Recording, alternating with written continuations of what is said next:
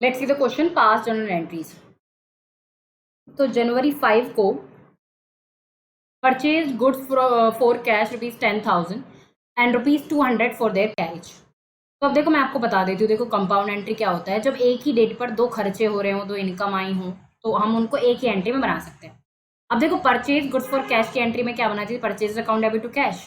और कैरेज यानी भाड़ा, रिक्शा भाड़ा, उसकी एंट्री में क्या बनाती, carriage account debit to cash. तो दोनों में क्या है, कैश कॉमन है, तो कैश क्रेडिट हो रहा है। तो मैं इसकी एंट्री क्या बना सकती हूँ, purchases account debit carriage account debit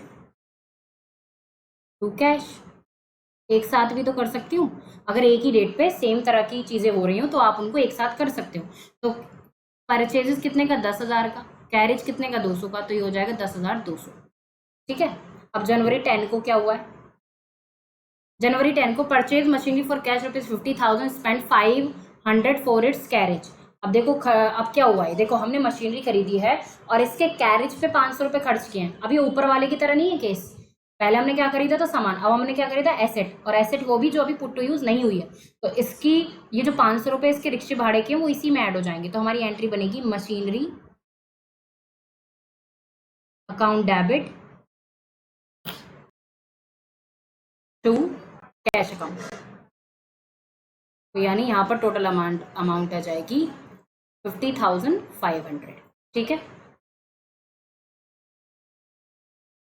next है अपना जनवरी 15 को paid ₹20,000 for cement, 10,000 for timber, 5,000 as wages for the construction of building.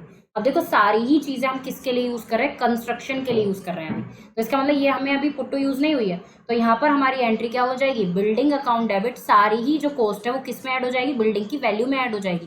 तो building account debit to cash. तो कितना हो गया टोटल, 10 और 20 और 10 30, 35,000, 35,000। ठीक है।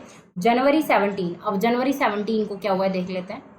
Purchase an old machinery ₹20,000 spend 2,500 on it's immediate repair. अब देखो यहाँ पर साफ साफ लिखा हुआ है पुरानी मशीन खरीदी है और उस पर तुरंत 2,500 रुपए रिपेयर के दे दिए। तो ये अब इसी की वैल्यू में ऐड किया जाएगा, क्योंकि ये मशीनरी जब सही हो जाएगी तभी तो इसको यूज करना शुरू करेंगे। तो machinery account debit to cash account. तो कितनी आ जाएगी इसमें वैल्यू, आपका 22,500। ठीक है, 22,500 इसमें आ जाएगी।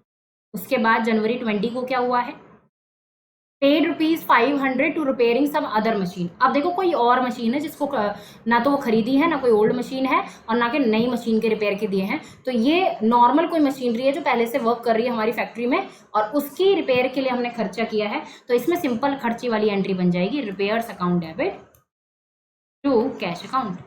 यानी हमने नॉर्मल खर्चा किया 500। तो ये सारे डिफरेंसेस आपको इस क्वेश्चन में पता चल गए होंगे and I hope this is a proper explanation to this question.